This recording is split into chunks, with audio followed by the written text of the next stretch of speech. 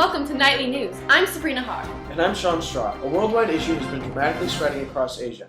Countries such as Nepal, India, and Cambodia are struggling with child sex trafficking. Sex trafficking is considered the world's oldest profession and has largely increased from 2 million people to 3 million people from 1997 to 2004. It's mainly triggered by poverty.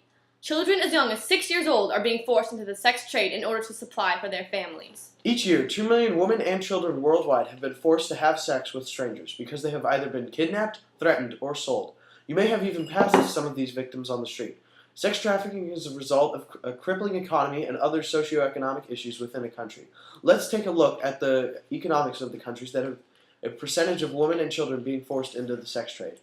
Thank you, Sean. Thanks for having me, Sean and Sabrina. This is an issue many people don't know about, and unlike a lot of problems in developing countries, it's actually getting worse. It has gotten worse for a series of complex reasons. First, the collapse of communism and socialism in some of the East Bloc countries, including those in Asia, tended to lead to an explosion of markets in which everything was turned into a commodity, including teenage girls. Second, there ended up being much more mobility, so that people can illegally cross borders from Cambodia, Bangladesh, and Nepal into India, and so on. And the third is that with the rise of AIDS, customers tended to want younger sexual partners, who they think are less likely to infect them. This is actually false. Younger sexual partners spread HIV/AIDS more easily. Next, impoverished families are no longer able to get by on farming, so they turn to selling their female children to brothels. And a lack of education or job opportunities contributes to families' decisions to put their daughters on the market. Finally, families are also tricked into letting their children be taken away. They are told their daughters will work at well-paying, legitimate businesses that will enable them to help support their families. Once they leave home, these girls may never be heard from again. Those who do not speak the language of the city or country where they wind up are particularly vulnerable and unable to extricate themselves from the situation. And so the confluence of all these factors resulted in a real surge in the number of children who are trafficked into brothels. Another side of the issue Asia faces is sex tourism. Since laws restricting sex trafficking in Asia are lacking enforcement, some predators travel to Asia specifically for sex tours, expecting low-cost prostitution, ready access for children, and immunity from prosecution. Brothels in Asia cater to sexual demands of military personnel on leave, tourists, businessmen, and pedophiles from the U.S., Japan, and Western Europe. Americans account for 25% of the child sex tourists and largely contribute to the continuation of child sex trafficking. The average victim is 14 years old, although some prostituted children are pre-adolescent. The demands of the residents in the developed countries are often met by powerless people in less developed nations. Just as sweatshop workers are compensated at a small fraction of the price goods are sold for, young sex workers receive a very small part of the price paid by the buyer.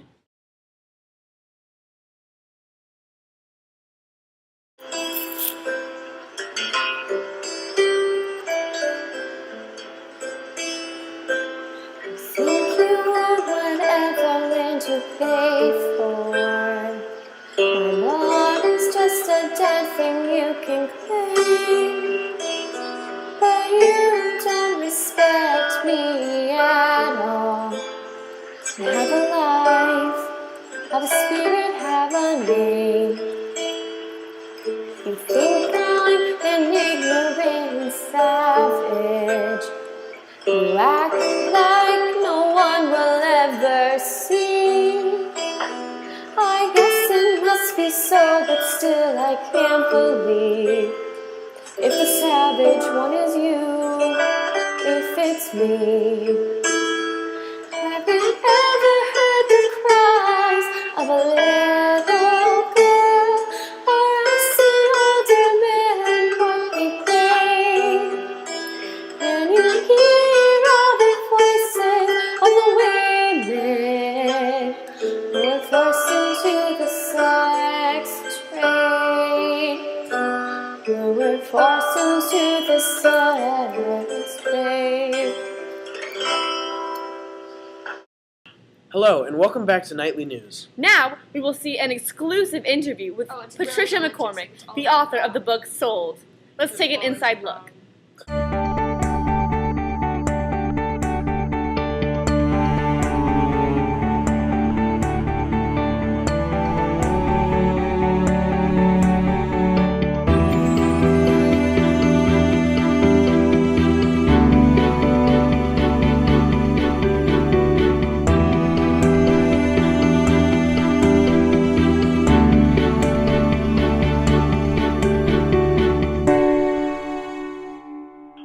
Just shown was a quote from Patricia McCormick's Sold, who is joining us today. Sold is a heartbreaking story about a 13-year-old girl named Lakshmi from Nepal who was sold into prostitution by her own stepfather. What inspired you to tell this story? In the past year or so, the trafficking of children has gotten a good deal of media attention. But nearly 5 years ago, when I had a chance meeting with a photographer who's working undercover to document the presence of young girls in brothels overseas, I knew immediately that I wanted to do what no one else had done so far. Tell this heartbreaking story from the point of view of one individual girl. What were the challenges of bringing Lakshmi's story to life?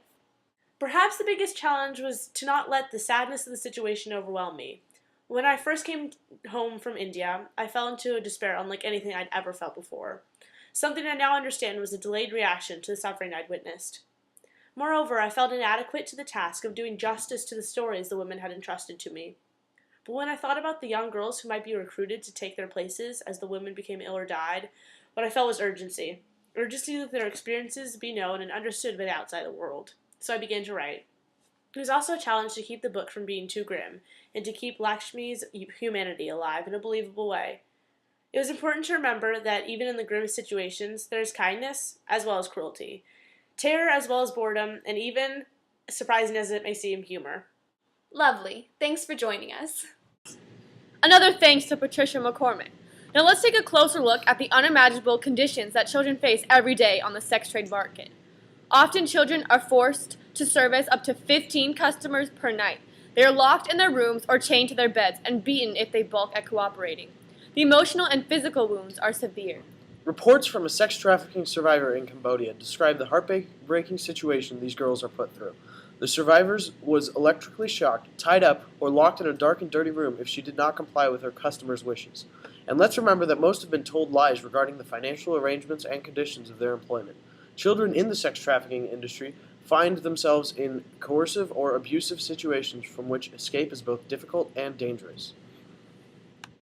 As we struggle with this issue, you might ask how this could be solved. Roll the tape.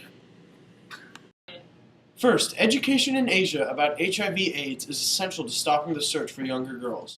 Next, better prosecution of foreigners traveling to Asia is needed.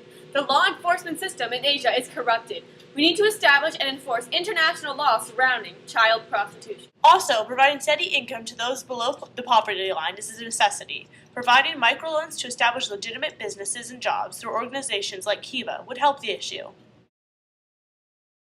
Lastly, to educate both travel industry workers and travelers about the horrors of sex tourism. Campaigns in other countries have brought attention to the issue and made sure that both travelers and those who promote travel know that sex with minors is illegal and immoral. Now back to you, Sean and Sabrina. Thank you, everybody, for joining us for Nightly News. We'll see you after the break.